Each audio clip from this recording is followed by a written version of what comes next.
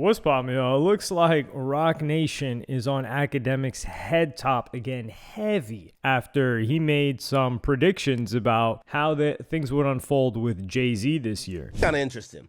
Hey, chat, there's some very interesting going on. I got one for y'all here. We're gonna have to be careful in covering this. I don't know if I told you. I don't like considering it war, but it kind of does feel like it's war with Roc Nation at this point. Roc Nation issued about 10 strikes to affiliated and platforms and assets that are either directly controlled by me or the brand or affiliates recently, because we had some really, I don't think it's scathing comments, but we were skeptical about Jay-Z and we criticized the interview. Now you could say this is just, coincidental, but we got about like 10 strikes. Okay? I could even show you proof of the strikes. They actually claim that they represent Jay-Z. And it was an interesting way how they sent the strikes, because they claim they bought an exclusive license to like a picture that everybody uses as Jay. And I guarantee they didn't try to flag or make strikes against everybody who used that picture. But clearly, they're trying to, Roc Nation is such a slimy place, right? Well, even though I think they want to deter me from speaking on The Rock or Jigga again, it's done nothing more than... While Akademiks is being a little bit vague about the situation, I'll explain to you guys some of the juicier details. So when he's saying that he got a bunch of strikes to his pages or pages related to him, he's talking about they're hitting him with copyright. And this is the funny thing here, because Akademiks is cool with Vlad. Vlad had done this for a very long time. So he would submit all of the interviews that he has, everything to copyright. And if anyone had posted a clip of Vlad's interviews on Instagram, on Twitter, on any other platform really, even potentially used it on YouTube, he would hit them with a strike. And you would, because he owns the rights to it. So he would take it down, and some people lost their Instagrams because of this. Poetic Flacco is cool with Vlad, but I believe he had a close friend of his that had this happen to him, and he had issues with Vlad years ago. This is like maybe 4 or 5 years ago that he had issues with Vlad. Vlad has since loosened up, it was what it seems like, but he could still do the same exact thing. That's the point that I'm trying to make here. So what happens? A lot of content on the internet goes viral. And what some people will do is that they will buy the rights to certain pieces of content. And then they will claim or strike pages that have uploaded this content because they own it. So it is quote unquote legal, but it's slimy behavior. Like, this is just strictly business what these people are doing, but it's still slimy. But we're going to get into how people can use it to control narratives. So this is slimy. And what they will do is they'll hit the page several times. So sometimes the page will go down. Someone needs to get the strike lifted. So what will the people that bought this content that they know a ton of people are going to repost? Well, they're going to hit them and say, well, you want us to lift this? Pay us $500, pay us $1,000, pay us $1,500. Who knows what they're going to hit the person with? And that's the person's livelihood and business. So usually they fold. It's like extortion. I'm going to keep it a buck. And it's slimy. I hate the people that do this. Absolutely hate them. I wish them the worst fortune in life, because they know what they're doing. And how much do they buy the content for? Sometimes like a viral video or piece of content, the person that they buy it from, they reach out to them via DM. They're like, hey, sell this to us for $500. And then they just start headhunting anybody that has it up. So how does this relate to Jay-Z, and how can this be used even past business? Well, what Akademiks is talking about here is they bought the rights to a photo, the license that everyone uses about Jay-Z. Now there's a company, I forgot what the company is called, but I think it's like a paparazzi company or something like that. And they've taken down a lot of people's stuff, because they'll take photos of celebrities and people will use those photos and then they'll strike it down. So with Jay-Z, SZA has already done something like this. I don't know if it was directly to Akademiks, but she's done something like this in the past. So I'm going to explain the SZA situation. So SZA is very insecure about her image, what people post about her, all of these things. So she bought the rights to this photo that a bunch of people were using of SZA. I don't know the photo, and frankly, I'm not going to post the photo because she doesn't want me to, because she owns the rights to it. So what she did was she bought the rights to the photo and she just started taking down every post on the internet that used that photo. So every page, she started hitting them with the takedowns, and now that photo is, it's gone. So she used it to erase her. Like, this is more of like a personal thing with her, and I don't think like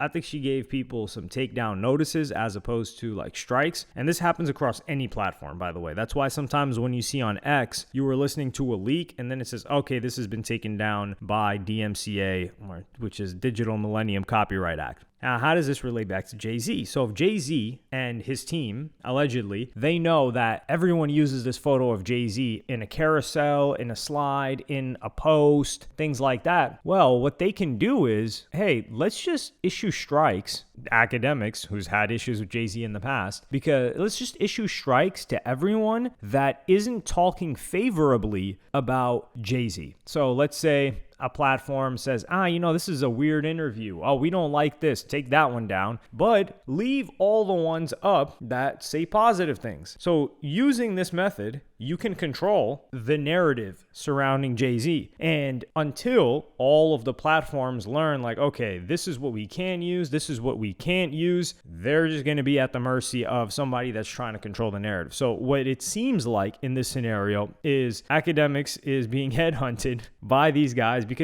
I wouldn't say he's unfavorable towards Jay-Z. He is definitely one of the bigger critics, certainly, but I don't think he feels the same way about Jay-Z that he does Kendrick Lamar. I think Akademiks really just wants to see Kendrick Lamar fail. He's like, he just does not like him at all. Maybe he's liked some of his music in the past, but that's just the whole Drake situation, because this has been ongoing for quite a while. Like, for example, Akademiks was the first one in January. It was late December or January that said, oh, you guys are going to watch. Jay-Z's going to have one hell of a comeback. He's going to go on a crazy PR run. And then it started off with the interview that he did with GQ. And after this interview dropped, he talked about his prediction on the situation and what he believes may or may not come.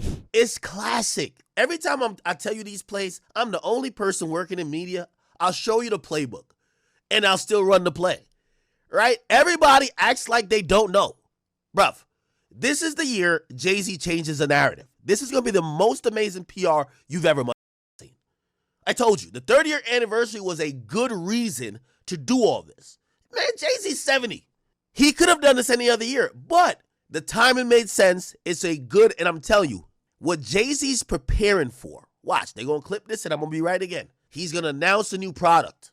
Jay is going to roll out a new product, but he has to do a lot of PR first to remind you why you love him. Wait, y'all know y'all love me? It's still Hove from Marcy Projects. Lied on me. I'm still one of y'all. And then after we buy back into that, he's going to sell us a product for the ages. Trust. Jay got one more finesse in him. One more. This is going to be the play of all plays. I don't know what it is yet. And there's a possibility, if this rollout doesn't completely erase from people's minds all of this bad press he's gotten, that they will just say, yo, Jay, you'll be a part of it, but you got to do it like the NFL halftime show. You're behind it, but you're not the face of it. You see, when the NFL halftime show get announced, Jay don't got to get on stage and explain why. He don't got to put out stage. He can just chill back, but he controls it. It's going to happen. Watch. So this was recently, but it goes back as far as 2024. So 2024, Akademiks just apologized to Jay-Z and Roc Nation after the run-in that they had, and when they started reaching out to TMZ, putting out stories about the lawyer that had attacked Jay-Z and tried to throw this case on him when the Diddy thing was going on. Because if you remember, I think it was Tony Busby, or one of the lawyers that was trying to hop on the train of like the SA victims, and they had this crazy story about Jay-Z and Diddy and him meeting up with some chick that came from Virginia that was 13. It was such a convoluted story. But Jay-Z, they squashed that. That was the quickest we've seen that get thrown under the bus. And they came after that guy now about his personal life. Now, chat, this is why I'm telling you, I want no smoke with Roc Nation, and I issue a formal apology. And here's the next part of what I want y'all to say to go viral. Jay-Z, I want to be on your team. I want to be in the camp of the Roc Nations Because this type of power and this type of sliminess, hey, get me to a billionaire too. I'm with y'all. Okay? Now, I ain't going to turn against Tory. Okay? I know y'all don't like Tory. All right? Tory's my mans. I ain't going to turn against Tory, but I got no more opinion on that. Okay? Tory, you on your own. You're on your own, Tony. Tory, you're on your own, brother. Roc Nation is too goddamn powerful. I'm just bowing out. I'm just going to check out Peace. I'm going to catch y'all later. Yo, Jay, see you at the brunch, gang. I'm sorry. Y'all ain't, nah. See you at the brunch, gang. I'm sorry. Chat, don't act different when I'm at the brunch. Sorry, okay? Roc Nation is giving this a taste of his own medicine. Oh, you said I did what to who? Now we gonna put it out there that you burning. You got some incurable. I'm sorry, chat. So that was Akademiks reacting to that situation. But there was also another situation when we talk about controlling narratives that happened to a lot of people last year when they were covering the situation that happened between Desiree Perez, who's CEO of Roc Nation and very long time friend of Jay-Z's, maybe of 30 plus years, when it came to the situation between her and her daughter. So her daughter was trying to get away from her mom, and she felt like her mom was controlling her and sending her into a psych ward because she did not want her dating or like being together with her man. And she was like domineering her life, and she was speaking out about this. And a lot of people that made videos around this topic, they just got hit with strikes for an image or some sort of use of Desiree Perez in this scenario.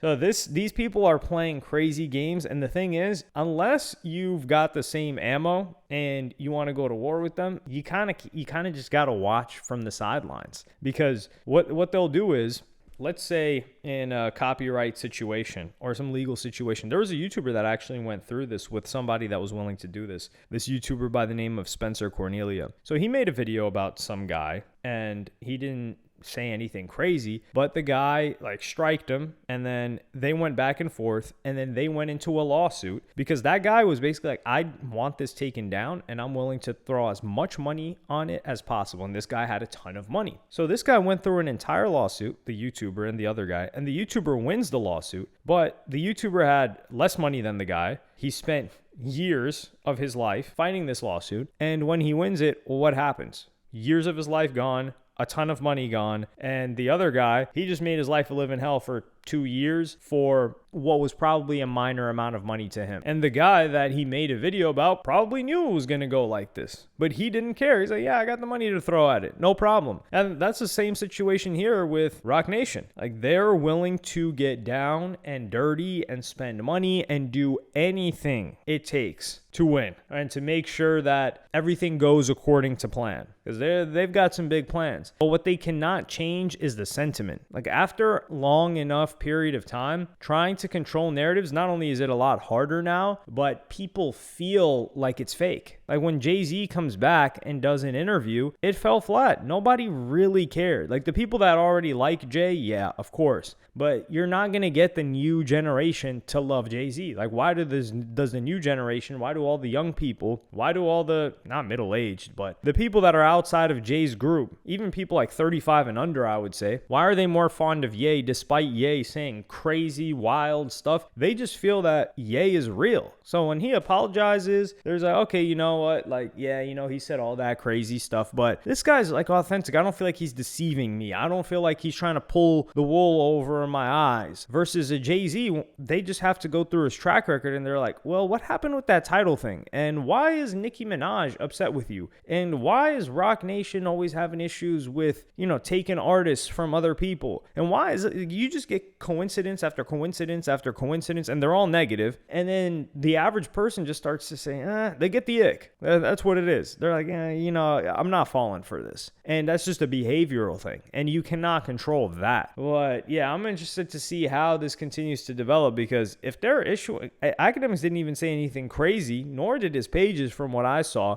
in posts relating to that interview. So I'm really interested to see how Roc Nation continues, and Jay-Z in particular, in rolling out whatever it is that they've got next. But let me know what y'all think in the comments. Like and subscribe and hit the notification bell if you enjoyed, and I'm going to see y'all in the next one.